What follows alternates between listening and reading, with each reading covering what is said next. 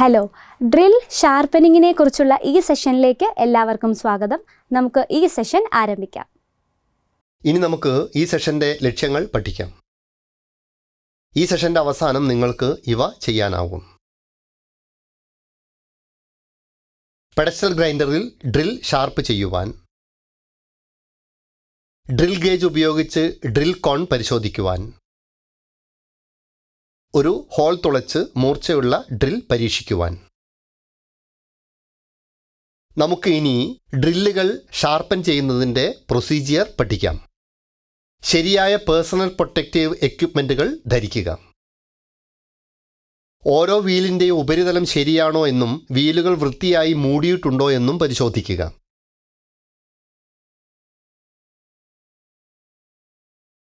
ആദ്യം blend twist drill 2 കൈകൊണ്ടും ശരിയായി പിടിക്കുക. അതിനുശേഷം ടൂൾ റെസ്റ്റിൽ ഡ്രിൽ ഘടിപ്പിക്കുക. ടൂൾ റെസ്റ്റിൽ നിന്നും 31 ഡിഗ്രി ആംഗിൾ നിലനിർത്തിക്കൊണ്ട് ഗ്രൈൻഡിംഗ് വീൽ ഫേസിൽ ഒരു ട്വിസ്റ്റ് ഡ്രില്ലിൻ്റെ കട്ടിംഗ് എഡ്ജ് സ്പർശിക്കുക. വീൽ ഫേസിൽ ഡ്രിൽ ചെറുതായി തിരിക്കുകയും തുടർന്ന് 59 ഡിഗ്രി ടു 60 ഡിഗ്രി ലഭിക്കുന്നതിനാവശ്യമായ കോണിലേക്ക് ഒരു കട്ടിംഗ് എഡ്ജ് ഗ്രൈൻഡ് ചെയ്യുക. കട്ടിംഗ് അരികുകളുടെ നീളം തുല്യമായി നിലനിർത്തി ആവശ്യമായ കോണായ 59 ഡിഗ്രി ടു 60 ഡിഗ്രി ലഭിക്കാൻ മറ്റേ കട്ടിംഗ് എഡ്ജ് ഗ്രൈൻഡ് ചെയ്യുക.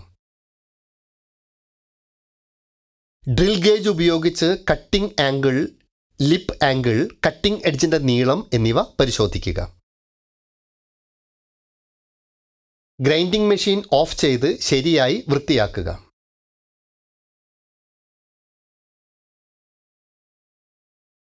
നമുക്ക് ഡ്രില്ലുകൾ ഷാർപ്പ് ചെയ്യുമ്പോൾ എടുക്കേണ്ട മുൻകരുതലുകൾ എന്തെന്ന് പഠിക്കാം. ശരിയായ പേഴ്സണൽ പ്രൊട്ടക്റ്റീവ് എക്യുപ്മെൻറ്റുകൾ ധരിക്കുക. ഗ്രൈൻഡ് ചെയ്യുമ്പോൾ ഡ്രില്ലിൻ്റെ ഷാങ്ക് ചെറുതായി താഴേക്ക് ആട്ടുക. ഒരു ഡ്രിൽ ഷാർപ്പ് ചെയ്യുമ്പോൾ കട്ടിംഗ് എഡ്ജുകളുടെ നീളവും ആംഗിളുകളും ആക്സസ് മുതൽ തുല്യമായിരിക്കണം. അടുത്തതായി നമുക്കൊരു ട്വിസ്റ്റ് ഡ്രിൽ റീഷാർപ്പൻ ചെയ്യുന്നതിനുള്ള പ്രവർത്തനം പഠിക്കാം. ട്വിസ്റ്റ് ഡ്രിൽ റീഷാർപ്പൻ ചെയ്യുന്നതിന് 2 പ്രധാന ഘട്ടങ്ങളുണ്ട്. ഘട്ടം 1 സജ്ജീകരണം, ഘട്ടം 2 ഡ്രില്ലുകളുടെ റീഷാർപ്പനിങ്. നമുക്കിനി ഈ ഘട്ടങ്ങൾ ഓരോന്നും വിശദമായി പഠിക്കാം.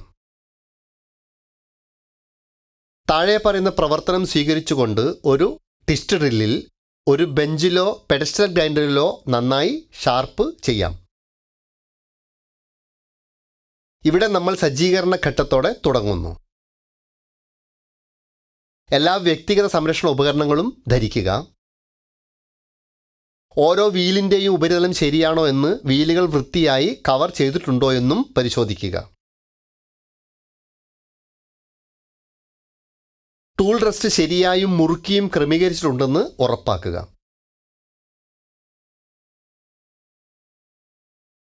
ഇനി നമുക്ക് റീഷാർപ്പനിങ് പ്രവർത്തനം വിശദമായി പഠിക്കാം.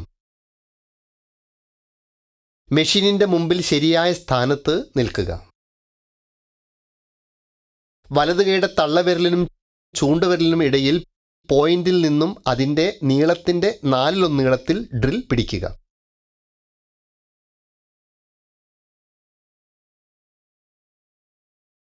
രണ്ട് കൈമുട്ടുകളും വശത്തായി വയ്ക്കുക.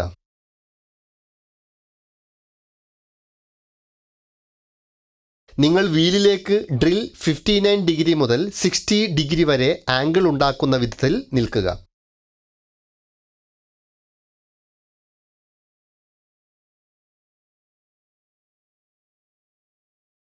ഡ്രിൽ ഷാർപ്പ്നെസ് കൂടുകയോ റീഷാർപ്പനിങ് ചെയ്യുകയോ ചെയ്ത ശേഷം ഡ്രിൽ ഗേജ് ഉപയോഗിച്ച് ഡ്രിൽ ആംഗിൾ പരിശോധിക്കുക.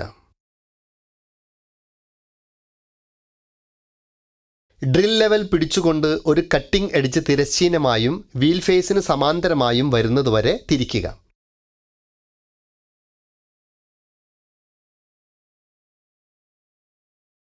ഇടത് കൈകൊണ്ട് ഡ്രില്ലിൻ്റെ ഷാങ്ക് ചെറുതായി താഴോക്കും ഇടത്തോട്ടും ആട്ടുകയും വലത് കൈ ടൂൾ റെസ്റ്റിലും വയ്ക്കുക.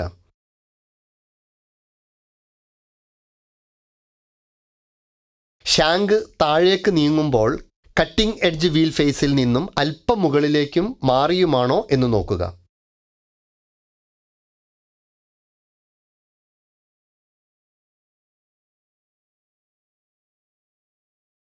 ഒരു അറ്റത്ത് മൂർച്ച കൂട്ടുക. കഴിയുന്നത്ര കുറച്ച് ലോഹം നീക്കം ചെയ്യുക. മുമ്പത്തെ അളവിലുള്ള ഡ്രിൽ ചലനം ഉപയോഗിച്ച് രണ്ടാമത്തെ കട്ടിംഗ് എഡ്ജ് ഷാർപ്നെസ് കൂട്ടുക.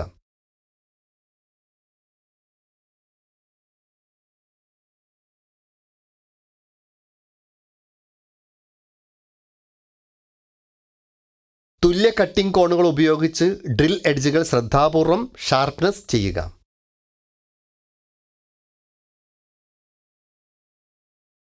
ഒരു ഡ്രിൽ ഗേജ് ഉപയോഗിച്ച് ഡ്രിൽ കോൺ പരിശോധിക്കുക. ഒരു ഹോൾ ഡ്രിൽ ചെയ്ത് ഷാർപ്പ് കൂടിയ ഡ്രിൽ പരിശോധിക്കുക. നമുക്ക് ഡ്രില്ലുകൾ റീഷാർപ്പൻ ചെയ്യുമ്പോൾ ചെയ്യേണ്ടതും ചെയ്യരുതാത്തതും എന്തെന്ന് പഠിക്കാം. ഡ്രിൽ കൊണ്ട് കഴിയുന്നത്ര ചെറുതായി ഗ്രൈൻഡ് ചെയ്യുക. കട്ടിംഗ് എഡ്ജുകൾ ഷാർപ്നെസ് കൂട്ടുന്നതിനാവശ്യമായ മെറ്റീരിയൽ മാത്രം നീക്കം ചെയ്യുക. അഗ്രങ്ങൾ മോശമായി ചിപ്പ് ചെയ്യുമ്പോൾ coarse grit wheel drill point ക്രമരഹിതമായി വയ്ക്കുക.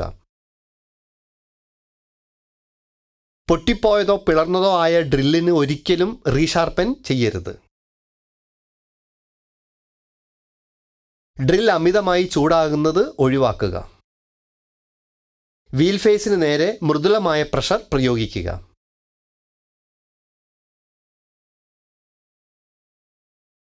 ഡ്രിൽ പോയിന്റ് തണുപ്പിക്കുന്നതിനായി ചക്രം ഉൽപ്പാദിപ്പിക്കുന്ന വായുപ്രവാഹം കടക്കുന്നതിന് വീൽ ഫേസിന്റെ അറ്റം ഇടയ്ക്കിടെ ഉയർത്തുക.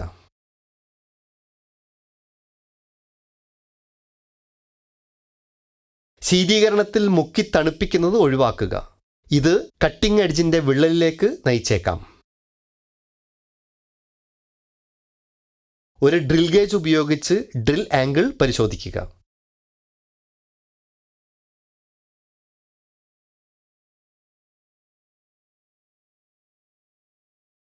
പുനരാഖ്യാനത്തിന് നമ്മൾ പഠിച്ചത് പെഡസ്റ്റൽ ഗ്രൈൻഡറിൽ ഡ്രിൽ ഷാർപ്നെസ് കൂട്ടുക, ഡ്രിൽ ഗേജ് ഉപയോഗിച്ച് ഡ്രിൽ കോൺ പരിശോധിക്കുക, ഒരു ഹോൾ ഡ്രിൽ ചെയ്ത് ഡ്രില്ലിൻ്റെ ഷാർപ്നെസ് പരിശോധിക്കുക. അങ്ങനെ ഇത്രയുമാണ് ഡ്രില്ലുകളുടെ ഷാർപ്പനിങ്ങിനെ കുറിച്ചുള്ളത്. നിങ്ങൾക്ക് എല്ലാ ആശയങ്ങളും മനസ്സിലായി എന്ന് പ്രതീക്ഷിക്കുന്നു. അടുത്ത സെഷനിൽ കാണാം.